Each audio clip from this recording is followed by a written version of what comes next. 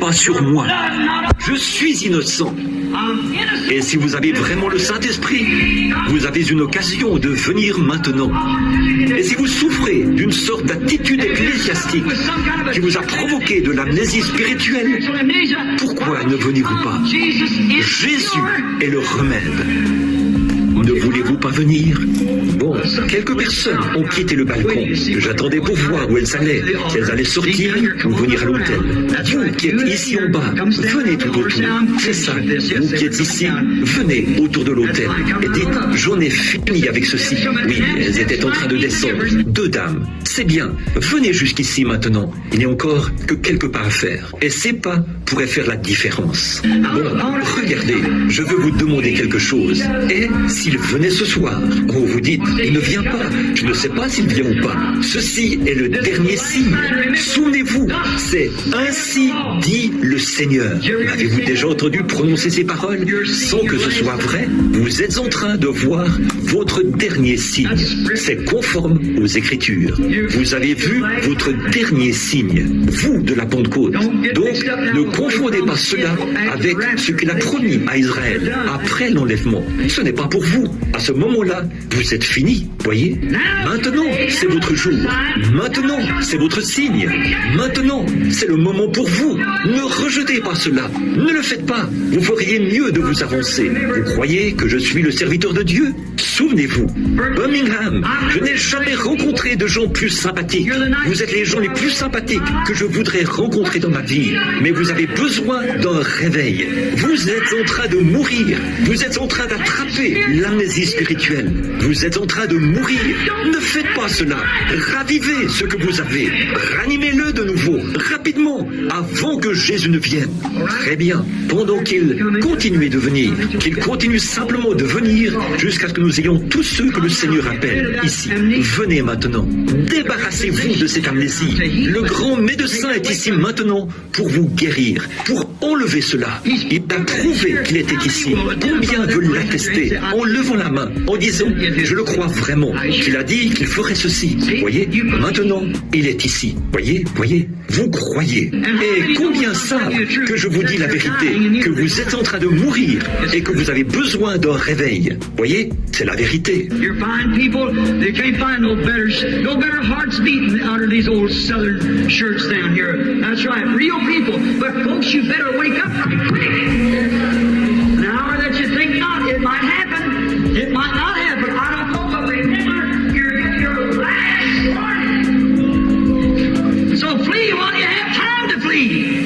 Vous êtes de braves gens. On ne peut pas en trouver de meilleurs. Il n'y a pas de meilleur cœur que ceux qui battent ici, sous ces chemises des gens du Sud. C'est vrai, des gens authentiques. Mais, mes amis, vous avez intérêt à vous réveiller tout de suite. À l'heure où vous n'y pensez pas, cela pourrait arriver. Cela pourrait ne pas arriver, je ne sais pas. Mais rappelez-vous, vous recevez votre dernier avertissement. Alors fuyez tant que vous avez le temps de fuir. Venez maintenant, tant qu'il y en a qui viennent. Je vais continuer à attendre, parce qu'il se pourrait, une seule âme vaut 10 000 mondes.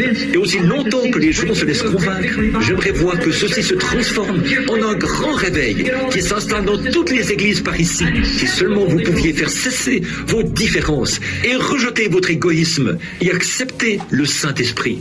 Vous avez déclaré que vous le croyez, vous avez déclaré le croire, et lorsqu'il vient s'identifier, alors vous vous séparez l'un de l'autre. Pourquoi ne pas unir nos cœurs avec la parole de Dieu et croire la vérité? C'est ça. Vous allez simplement continuer de mourir, et vous allez entrer tout droit dans la Odyssée. Exactement ce qu'il a promis. Ce sera ainsi. Ne voulez-vous pas venir maintenant? Voici maintenant le jour. Voici maintenant le temps favorable. Observez ce que le Saint-Esprit va faire. Now, I want all the ministers here that's interested in these people come pray with me too. Come up here. All ministers that's interested in these people, come. Just come right around, get in among the people. Maintenant, je désire que tous les ministres ici qui s'intéressent à ces personnes viennent aussi prier avec moi. Venez ici, tous les ministres qui s'intéressent à ces personnes.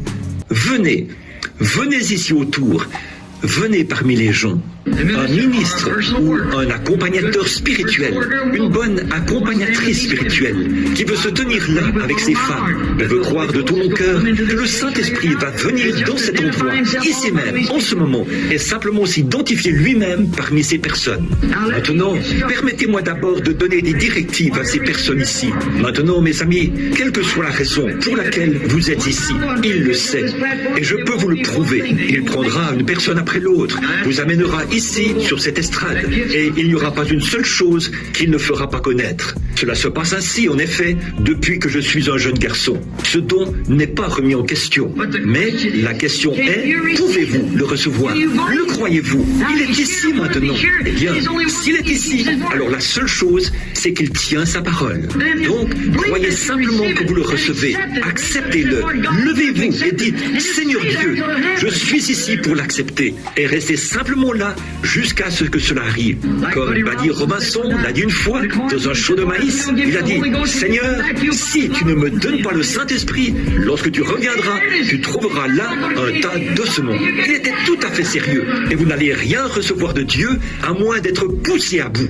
Bon, avez-vous remarqué la récolte d'aujourd'hui? Avez-vous remarqué ce que nous faisons aujourd'hui? Nous, en fait, nous avons suffisamment de Dieu en nous pour venir sur l'estrade et dire, oui, peut-être que je ferais mieux de m'avancer là. Or ça, c'est ce qu'on expérimente dans le monde entier. Oui, je ferais bien d'y aller, me tenir là. Vous dites, eh bien, je ne sais pas. Me voici, voyez. Quel endroit où se trouver? Il n'y a pas de feu qui brûle. Il n'y a pas d'enthousiasme. Il n'y a pas de allez, vas-y. Et en tant qu'évangéliste, cela me tue de voir le peuple de Dieu dans cet état-là. Nous sommes censés brûler d'ardeur. Mais vous voyez, qu'est-ce que c'est? C'est exactement ce que je vous ai dit. Apocalypse 3. Vous êtes tiède. Et il a dit, parce que vous êtes tiède, alors je vais vous vomir de ma bouche. N'est-ce pas vrai? C'est ce qu'il a dit. Et s'il l'a dit, c'est ce qu'il va faire. Alors, ne faisons pas partie de cette foule-là. Vous êtes ici, avec des besoins. Recevons-le, sinon mourrons ici même. C'est vrai, recevons-le, sinon mourrons. Maintenant, mon cher frère, ma chère sœur, si je pouvais descendre pour vous aider à faire quelque chose, je le ferais volontiers. Maintenant, par un don, je peux vous dire pourquoi vous êtes ici. Je peux vous dire ce qu'il y a par le Saint-Esprit, par l'Esprit de Dieu. Dans le royaume de Babylone, où les murmures de la cour résonnaient aussi fort que les décrets royaux, un homme se distinguait par sa sagesse et son intégrité, Daniel. Sa faveur auprès du roi Darius suscitait une jalousie amère parmi les autres fonctionnaires. Cherchant sa chute, ces hommes envieux conçurent un piège diabolique. Ils persuadèrent le roi de signer une loi irrévocable, un édit interdisant à quiconque, pendant 30 jours, d'adresser une prière à un dieu ou à un homme autre que le roi lui-même. La sanction pour toute désobéissance était terrible, être jeté vivant dans la fosse aux lions. Face à ce décret, Daniel ne fléchit pas. Sa foi en Dieu était le pilier de son existence. Plus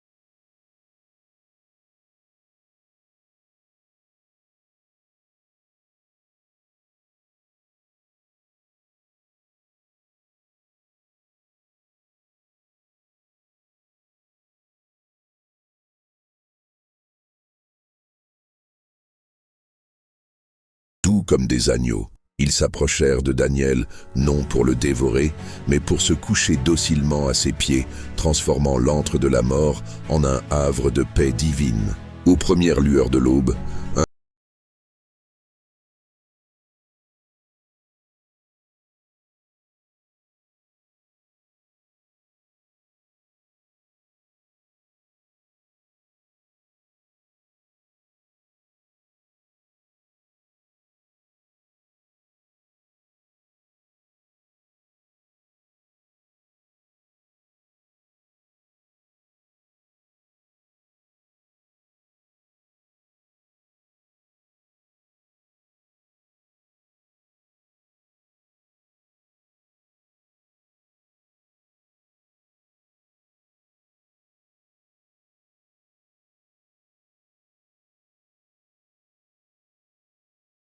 l'esprit.